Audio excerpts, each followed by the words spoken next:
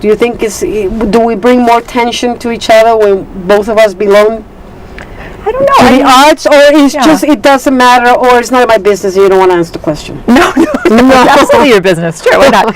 I think I really value the fact that he knows where I'm coming from. He knows the field that I work in. He knows the kinds of things that are going to preoccupy me. He understands that. And it's also just a great resource to have him in the house and be like, honey, can you read this for me? I'm not sure how it works. And I did some of that, with him just a couple weeks ago, actually. And I find that actually we don't talk about Bethany much at home. Right. Because that's sort of, it's easier to leave that in the room and then come home and just, when we're home, the kids are there. And so it's very easy to shift gears and just be regular people at home instead of actor playwright. Right. But if he's a tough critic, I'm kind of wondering if he's a tough critic. Does he give you a hard time? Does it make you think? Do you fight over a scene? Do you fight to say, listen, babe, I just wrote this, can you read it? I mean, how, in terms of like the dynamics between you two, because we need support and we need that other side when we are creating. How does it work? Do you guys feel that you guys connect, or let's say that you like to give him your work after you're done? Or even in the beginning of the process, you like to share? Oh yeah, the beginning is fine. The beginning is fine. I don't mind letting it all hang out in front of him. He's my husband. He's your husband. I've known him for a while. Yes. And yeah, I feel like what I get from him mostly is just unconditional support. And then if he has a note for me about a play, it's something he's really thought about and really considered, and it's given in a very gentle and supportive way. So no, it's not. It's not a harsh critique ever, and it's usually something very on point and very useful. Right. So, what kind of work, what kind of playwrights turn you on? What kind of work is that? Oh, God. Oh, gosh. Well, I really loved this Chiara Allegria Hudes play that I just saw the other night. Water by the Spoonful. Closes on February 10th, I believe. So you see, I love you looking at that camera. Time to get in there. Yes. And I bet you can probably get a seat tomorrow, because a lot of people will say, oh, it's snowing, I don't want to go. Go to the theater. Yes. Yeah. It's playing at Second Stage, and it is an amazing play. It won the Pulitzer last year. And Davis McCallum, my pal, directed it. Yes. Excellent show. Okay. Yeah. We better go and watch it then. Yeah. She's the same writer. She wrote the book for In the Heights. And really wonderful playwright. But I'm a member of this great organization called New Dramatists, and they have, so many playwrights that I admire in that roster. Yes. Yeah. Yes. I can even imagine the amount of new talent coming all the time. The Women's Project. We didn't have a chance to talk about that. Oh, the Women's Project. How can we forget? Shame on me. Shame on you too, Laura. I can't believe it.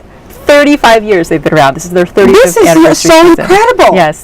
These women are so incredible. And you know what is also so great about them? They do plays by women, directed by women, but they don't do women's work. Right. As a genre. Whatever that is. There is no such genre. Right. But they don't have a mission about, this is what we think writing by women should be, so that's what we want to show. Don't. There's none of that. Oh, it's just goodness. Yes. You happen to be a woman and you wrote a play and we love the play. Yes. Or you happen to be a woman and you're an amazing director. So that's one of the great things about the Women's Project. Yeah. Julie Crosby, artistic director. I was checking the website, the hot pink, beautiful color in the website. These girls are smart. Those girls, they know what they're doing. I think everything is color. Everything is about color and intention and action and soul, and I got hair up there. But what kind of films do you like, Laura? What kind of movies you like to watch with your husband? What kind of work? Well, he works nights, so watching movies with my husband doesn't really happen. You don't watch any movies at all? I would. You gotta be kidding me. No. I know. I mean, I have 2 children, so if I go out to a movie, it probably has talking animals in it. Yeah, me too. I love those movies. Tangle and Ratatouille. Yeah, I'm still a little girl, so I can go with that too. I cry at every Pixar movie. It's embarrassing. Yeah. So sometimes I'll put them to bed and try to watch a movie and then fall asleep halfway through. So but pretty sad. Yes, that's you're a mother, so you got to do what you got to do. I think that's why, actually, I think we're all getting very used to watching, now that TV has gotten so good, Yes. We're all getting very used to watching hour-long things instead of 2 hours. Right. 2 hours feels like a marathon to me now, you know? Yeah. Not that I don't love movies, of course. But, Of course, but yeah, I know sometimes what you're saying. you don't have the energy to get through 2 hours after you've put the kids to bed and done the dishes and done the laundry and then... Oh, but you do it all, Lara. I can see it. That's why I like you. I can see it. You got your feet very set on the ground. Well, right? I guess so. You consider yourself, if I can describe, if you can describe yourself, how will you describe yourself? This kind of woman, this and that. I think I'd rather describe you. Oh no, forget about no. I want. How do you describe yourself? One word. Okay, you're a wife, a mother, a wife, honestly, a woman. I'd say mother first and foremost. Mother probably. first and foremost. Yeah. Right. I feel like my children are so much of my identity, and in a strange way, I feel like they're what made me into a writer. Right. Or a writer with something to say. You know. Yes. I don't mean to overvalue motherhood as if it's this, amazing state that all people should aspire to. Right. No, not at all. Right. I'm just saying that for me, personally, it unlocked something in me as a person and also as a writer. Right. And made me feel like the stakes in my life had gotten higher and gave me something to write about, honestly. Right. But this play was very, the timing is perfect, the economy, and the tough times that we're living in, they're so unpredictable. Yes, so in early 2009, they were certainly unpredictable, and I had just gotten laid off, so I was in that kind of mood, Yeah. And so you can imagine, so I've lost my full-time job, which I was kind of happy about because I wanted to focus on writing, but also very scared because we had two small children. They were 5 and 1 then. We had a mortgage. Ken was doing a Broadway show, and so we thought, oh, great, that'll pay the bills. But then, I don't know if you remember, in January of 2009, everything on Broadway closed, pretty much. Just show after show after show closed. He was doing Hairspray, and that closed. So we were sitting there going, well, it's okay. It'll be fine. Something will come up. Let's be grateful for this time. Right. But I think deep down, it was also a very scary time, and I think you see that in the play. Yes. I didn't set out to write that kind of play, but it's definitely it is, because you can what see, I was feeling. you see, people are obsessed with looking right, looking pretty, or looking perfect, and everybody wants to be flawless, and everybody wants to be acting like nothing's wrong. Everything is perfect. No, life is not perfect. Life is a circus, and we suffer, and we disappoint, and we cry, and we laugh, and we make love, and we go to war, and we fight, and we cry because we can't pay a bill, and we fear, and we suffer.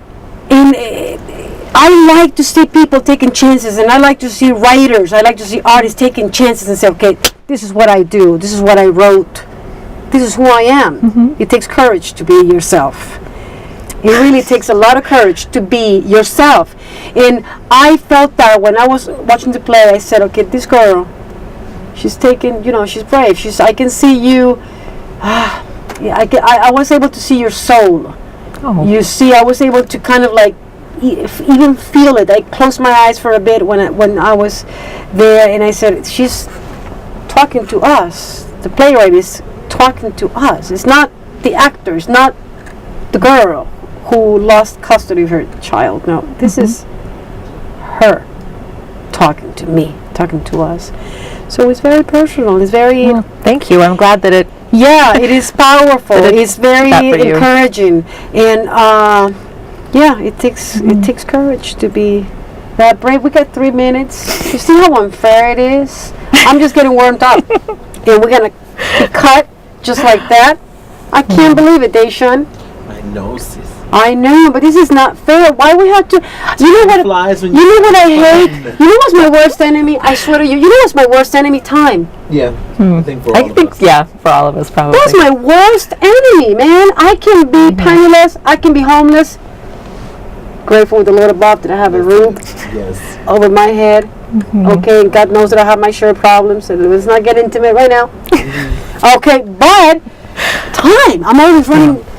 And this is something that once I get into it, I'm here and I'm talking to you, and kind of like everything disappears, and we have only this moment. I feel like we've been doing this for about maybe 60 seconds, right? Right? It's completely illusory. You didn't feel like, oh my God, I'm hustling with that girl. What she's gonna ask me? She's gonna throw me out of the water. I don't know where I'm gonna go. No, it feels right, because my job is to connect to my audience, but it's connect to my guests, and we have 2 minutes left. I forgot my sponsors, and I'm spitting all over the place. Caterina Lankova, I love you, baby. Jairo Zuleta, Dwayne Harris, Big Mountain Entertainment, I love you too. Alex, from my website, baby, I love you. Charles Casano, my executive producer, one of my producers, I love you too. You're doing a hell of a job, Chucky. Keep getting stronger because you are the man. And I'm forgetting somebody else. Oh, Franco Neri Velotti, I got it. Now we can start rolling those credits. No, we don't have time to roll the credits. No, we still have time to roll the credits. Do we? Well, we still have 1 minute left. Yeah. So there's plenty of time. Are you working on something specifically right now? Are you writing anything? I'm working on about 5 things. Different plays. Yeah. So I have another play that's going up in Chicago this summer. Because I know you're a busy woman. I can kill you. I said, look at this. I got a little tape from the floor. I was reading and said, oh my God, this woman, she got a lot going on.